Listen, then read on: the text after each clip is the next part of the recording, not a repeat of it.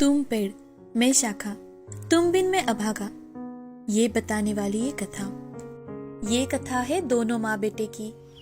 हरिहरपुर नाम के गांव में चंपा नाम की एक औरत अपने बेटे सुमित के साथ रहती थी। चंपा बहुत ही मेहनती और खुशमिजाज औरत थी। उसने अपने बेटे की परवरिश अकेले ही की थी।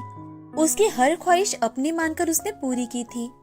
लेकिन सुमित अपनी पढ़ाई पूरी हो जाने के बाद भी नौकरी ढूंढने के बजाय घर पर ही रहता था। गांव के चौराहे पर जाकर बैठने लगा था तो उसे कुछ बुरे लोगों की संगत लग गई। चंपा उसे हर रोज समझाती, उसे अच्छी नौकरी ढूंढने के लिए कहती, लेकिन उसकी बुरी संगत के कारण अब सुमित कभी कभी शराब भी पीकर आने लगा था। एक दिन रात के समय सुमित नशे की हालत में घर आता है तो उसे देख चंपा उसे डांट लगाते हुए, सुमित ये कोई घर आने का वक्त है? मैं तुमसे बात कर रही हूँ बेटा। अरे माँ, अब चुप भी करो, घर पर आते ही शुरू हो जाती हो तुम।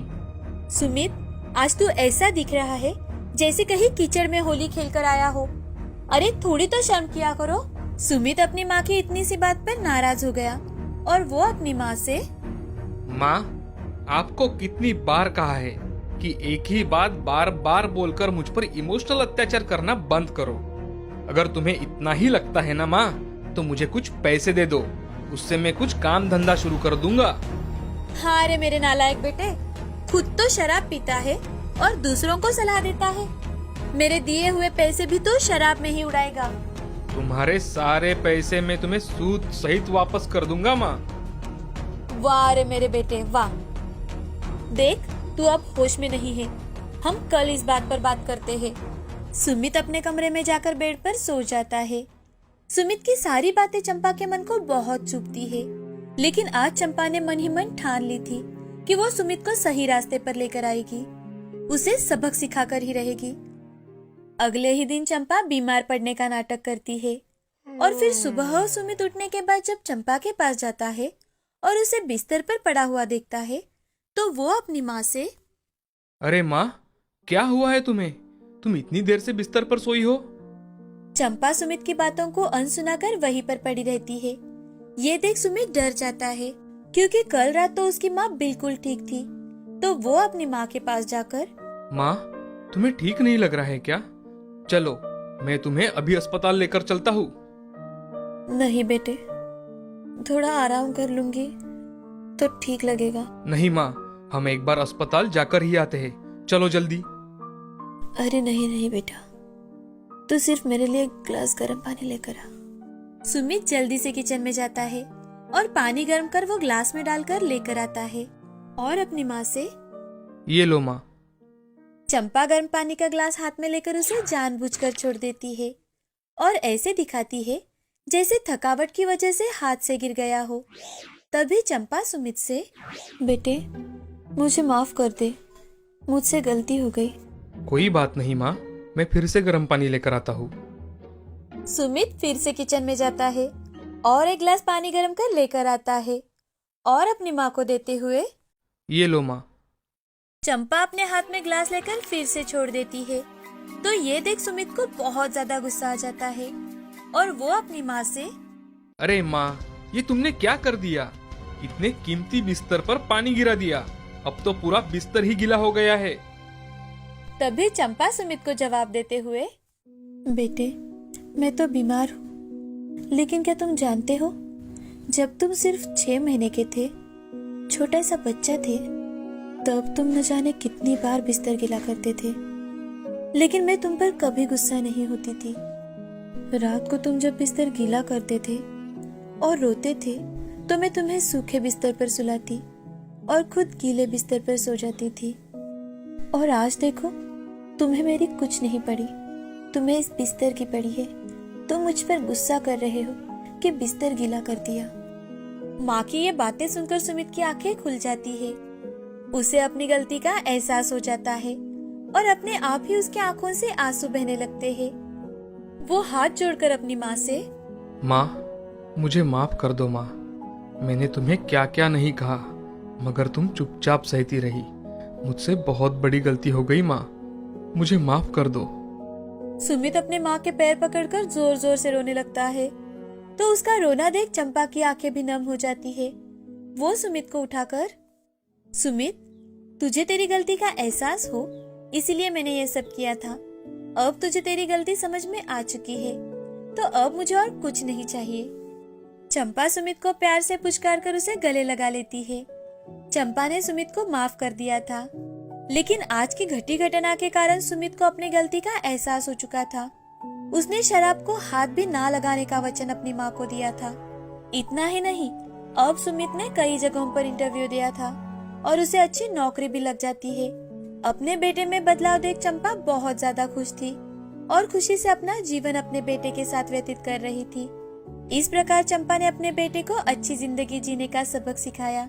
इस कहानी से हमें ये सीख मिलती है कि हमेशा अपने बड़ों का आदर करो और अच्छे विचारों पर चलने का प्रयास करो। सुंदरपुर नाम के गांव में मनोहर नाम का एक किसान अपनी पत्नी शालू, बेटे मोहित और बेटी मीना के साथ रहता था। मनोहर किसान था। वो अपने खेतों में बड़ी मेहनत करता, लेकिन अब अचानक से 2 साल लगातार बारिश ना होने के कारण उसने कई जगहों से कर्जा ले रखा था। उसने गांव के साहूकार से भी पैसे ले रखे थे। तो एक दिन मनोहर शालू से, शालू, गांव का साहूकार बार बार पैसों की मांग कर रहा है। क्या करूं, कुछ समझ में नहीं आ रहा। परसों तक मोहलत दी है उसने, और अगर पैसे ना दिए तो ना जाने क्या कर बैठेगा। मनोहर के ऐसे कहते ही शालू एक डिब्बा खोलती है और उसमें से झुमके निकालकर, मेरे तो सारे गहने बेच दिए हैं हमने, लेकिन हाँ, मीना के लिए मैंने 3 साल पहले रमेश काका के खेतों में जा जाकर झुमके बनवाए थे। अगर आप वो बेच दो तो। इस साल तो ऐसे ही है, किसी के खेतों में पानी ना होने के कारण कोई काम नहीं है। लीजिए, बेच दीजिए इन्हें। लेकिन बड़ी मुश्किल से तो तुमने ये झुमके खरीदे हैं। अब अगर ये भी बेच दिए तो उसकी शादी के लिए हमारे पास क्या बचेगा? हम उसकी शादी कैसे कर पाएंगे? आप बिल्कुल चिंता मत करो, सब कुछ ठीक हो जाएगा। देखना, इस बार जरूर अच्छी बारिश होगी और फिर हम सबका कर्जा भी चुकता कर देंगे। और हमारी मीना के लिए झुमके ही क्यों, बाकी के गहने भी बनवाएंगे। ठीक है, जैसा तुम कहो। अब मनोहर दूसरे ही दिन साहूकार के पास जाता है और वो झुमके बेच देता है। तभी साहूकार उसके पैसे निकालते हुए, मनोहर, तूने मेरे पहले पैसे तो दे दिए हैं, लेकिन उसमें भी अभी 5,000 रुपए बाकी है। लेकिन चल, अगर तुझे चाहिए तो मैं तुझे 6 महीने के लिए और कुछ पैसे दे सकता हूँ। जी, ऐसा हुआ तो बड़ी मेहरबानी होगी माए बाप आपकी। अब मनोहर अगले साल के बीज खरीदने के लिए फिर से साहूकार से पैसे लेता है और दूसरे ही दिन से अपने खेत साफ करना शुरू कर देता है। पहली बारिश आते ही गांव के सारे किसान बीज बोना शुरू कर देते हैं, लेकिन इस साल फिर से बारिश कहाँ गायब हो जाती है पता ही नहीं चलता। तो सारे गांव में फिर से बीज बोने का संकट फैल जाता है, लेकिन दूसरा कोई रास्ता ना होने के कारण सभी लोग बीज बोते हैं। दूसरी बार बीज बोने का भी कोई फायदा नहीं होता, क्योंकि इस साल फिर से सूखा पड़ जाता है और उनकी सारी फसल खराब हो जाती है। तो एक दिन सुबह सुबह लोग जाग ही रहे थे कि तभी सुधा के घर से जोर जोर से रोने की आवाज आने लगती है। हे भगवान, ये सब क्या हो गया हमारी जिंदगी में? आप हमें छोड़कर क्यों चले गए? आपने ऐसा क्यों किया? आप तो इस संसार से मुक्त हो गए। आपके पीछे हम भी तो थे, हमें भी थोड़ा थोड़ा जहर दे दिया होता तो हम भी आपके साथ आते। हमें अकेला क्यों छोड़ा, क्यों? सुधा का रोना सुन सारा गांव एक जगह इकट्ठा हो जाता है और वहाँ पर चर्चे शुरू हो जाते हैं। आखिर करता भी क्या? साहूकार से लिया कर्जा इतना बढ़ गया था कि उसे आत्महत्या करनी ही पड़ी।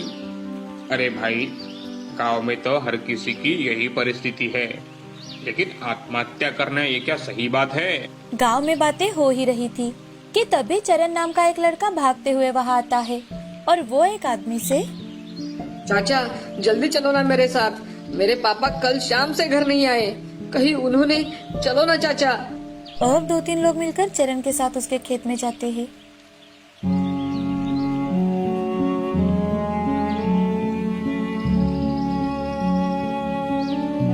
आज पूरे गांव में मायूसी फैली हुई थी। सारे लोग उन दोनों का अंतिम संस्कार कर घर लौट आते हैं। घर आकर मनोहर, शालू, अब ये आत्महत्या का सत्र शुरू हो चुका है। अब भगवान जाने ये सब कब खत्म होगा। हाँ जी, लेकिन आत्महत्या तो इसका कोई उपाय नहीं होता। शालू, आज वो लोग गए हैं। भगवान ना करे अगर अगले साल भी ऐसा ही सूखा पड़ा तो न जाने हम पर भी। मनोहर बोल ही रहा था कि तभी शालू मनोहर के शब्द तोड़ते हुए, बस बस, ये जिंदगी सिर्फ एक बार ही मिलती है, बार बार नहीं। अगर ऐसी नौबत भी आती है तो हम कहीं और जाकर बस जाएंगे और वही कुछ और काम कर लेंगे। अब सभी मन ना होते हुए भी थोड़ा बहुत खाना खाकर सो जाते हैं। मनोहर के बेटे मोहित ने मनोहर और शालू की बातें सुन ली थी। मोहित 11वीं कक्षा में पढ़ता था। उसे साइंस में बड़ी ही रुचि थी। वो नए नए एक्सपेरिमेंट किया करता था। अपनी माँ पिताजी की बातें सुनकर वो बहुत घबराता है और घबराते हुए मन ही मन, हे भगवान, मेरे माँ पिताजी को हमेशा सुखी रखना। उनके मन में कभी भी आत्महत्या जैसे विचार आने मत देना भगवान। प्लीज भगवान, उन्हें हमेशा हिम्मत दिए रखना। अब दूसरे दिन से मनोहर जब भी खेतों में जाने निकलता तो मोहित भी उसी के साथ खेतों में जाता। तो एक दिन मनोहर, मोहित बेटे, तू हर रोज मेरे साथ खेतों में आता है तो तू पढ़ाई कैसे करेगा बेटा? किसान बनने में कोई फायदा नहीं है बेटा। पढ़ लिख कर बड़ा आदमी बन जाएगा तो कम से कम हमें इस दर्द भरी दुनिया से तो बाहर निकल पाएगा। हाँ पिताजी, इसलिए तो मैं आपके साथ हर रोज खेतों में आता हूँ। मोहित कुछ एक्सपेरिमेंट करते करते कहता है। वो एक जगह छोटा गड्ढा कर उसमें प्लास्टिक डालकर पानी डालकर देख रहा था कि वो कितने दिनों तक ये पानी इस्तेमाल कर सकता है। अब वो खेतों में एक बड़ा और चौड़ा गड्ढा बनाना शुरू कर देता है, जिसे देख मनोहर, मोहित बेटा, एक तो हमारा खेत इतना छोटा है, ऊपर से तुम ये सब क्या कर रहे हो? पिताजी, आप मुझ पर बस एक बार विश्वास रखो। मैं जो ये कर रहा हूँ ना, वो आपको इस बर्बादी से बाहर निकालने के लिए ही कर रहा हूँ। मोहित और मनोहर बोल ही रहे थे कि तभी एक आदमी मनोहर को आवाज लगाकर, अरे मनोहर, ए मनोहर, वो रामलाला ने आज खेतों में इस्तेमाल होने वाली दवा खाकर अपने साथ पूरे परिवार को भी खत्म कर दिया है। अरे ये क्या कह रहे हो भाई? अरे हाँ, अभी तो वहीं से आ रहा हूँ। पता नहीं ये नसीब कहाँ लेकर जाएगा हमें भाई। ये बात सुन अब मोहित का इरादा और भी ज्यादा पक्का हो जाता है। अब वो उस गड्ढे के आसपास का पानी भी उसमें कैसे आएगा, इसका आयोजन करता है।